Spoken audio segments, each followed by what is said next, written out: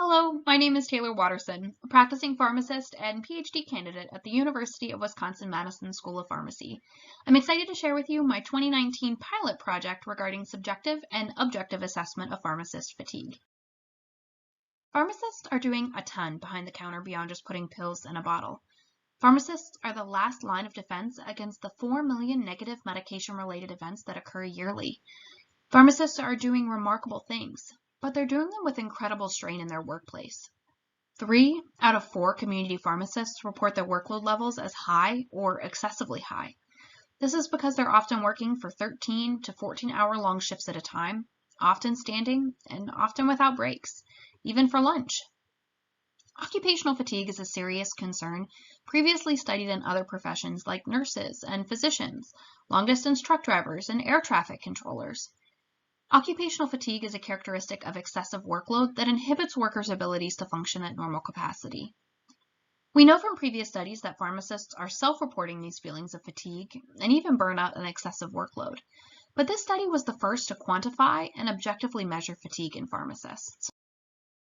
We specifically wanted to capture the objective occurrence and severity of fatigue in pharmacists using a wearable device, kind of like a Fitbit. We also compared this data to a self-reported survey. But for today, we're just going to talk about this first aim. In this study, we were interested in community pharmacists. Think of your corner drugstore, retail pharmacy, companies like Walgreens or Medicine Shop, and even pharmacies inside of big box stores like Walmart or Costco. This would not be your pharmacy inside of doctors' offices, clinics, or hospitals, but retail establishments with access to patients.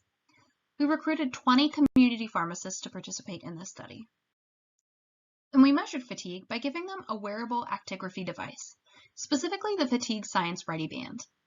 This device and technology was developed by the United States military and has been used and researched in heavy industry, military, and even elite athletes like the NHL and NFL. The technology does this by using wrist acceleration and time of day to calculate things like circadian rhythm, sleep quantity and quality, and most interestingly for our study, mental effectiveness. It's a percentage of what maximum capacity you're working at. They call this a ready score.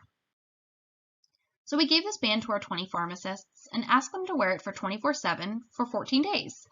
After 2 weeks, it provided us with data like this.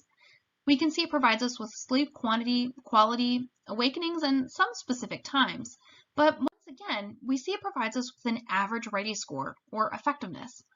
This image is only for a small subset of our sample, but our entire sample, our average ready score was 91.06, with a standard deviation of 3.65, which is pretty good. Now, as you can imagine, there can be quite a range over time. We see these peaks and valleys for a small group of our participants over a several-week interval. This technology can go even further and provide us minute-by-minute data for our individual participants. But what we wanted to know are the dips. How often are our pharmacists at these fatigued states?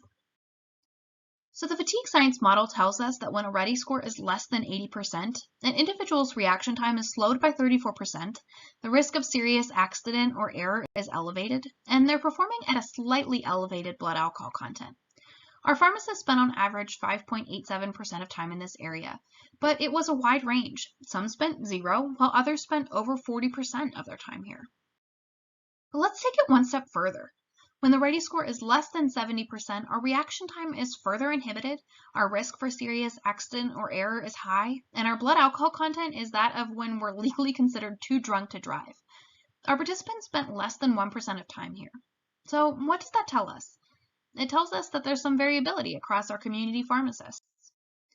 We tried to figure out what may be describing this variability by comparing the ready scores across different subsets, whether or not the pharmacists had scheduled breaks, males and females, and even whether they worked for an independent pharmacy or a chain establishment. We found no difference. Which leads us to our next steps. Repeating the study in a larger, perhaps more diverse sample to be able to tell us the fascinating story of pharmacist fatigue.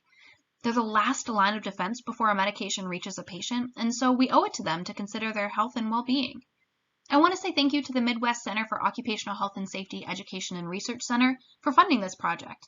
It represented a great opportunity to demonstrate feasibility and provide guidance for our next steps. We're anxiously awaiting council review for a federally funded AHRQ R36 dissertator grant.